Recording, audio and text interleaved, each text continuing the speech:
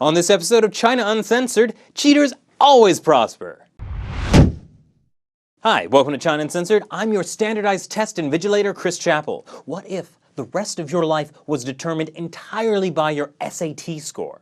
Basically, that's what they do in China. It's called the Gaokao. It's the terrifying endgame looming at the end of every high schooler's existence.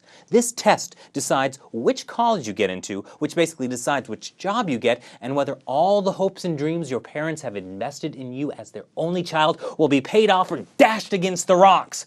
Unless you're the child of a rich official, then they can just buy your spot in a university, or send you to a school in America, but whatever.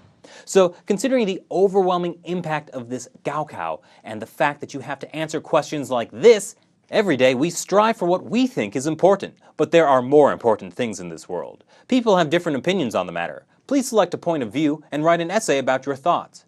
So, you can see why cheating is kind of a thing. I mean, what is the right answer to that question? Enter the exam invigilator. Yeah, that's a real thing. It's their job to make sure kids don't cheat so their worth as human beings can be accurately judged by this one single test. Needless to say, this makes him a very popular person. At least if he turns a blind eye and accepts all the bribes that come his way. If he actually feels it's necessary to make sure everyone takes the test on equal footing, however, well then there's a problem.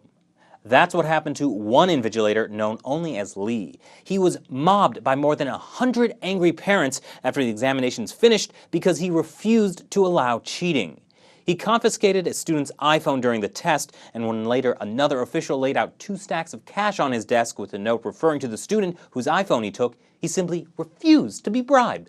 What a jerk! After an hour, the police had to come rescue him from the angry parents. Some of the mob was even claiming he groped female students, accusations that were quickly disproven. That's how seriously people take this test. So what do you guys think about using this one confusing test as the sole criteria to determine a kid's future? And can you really blame the parents for freaking out? Comment below, and as always, share with your friends. You will be tested.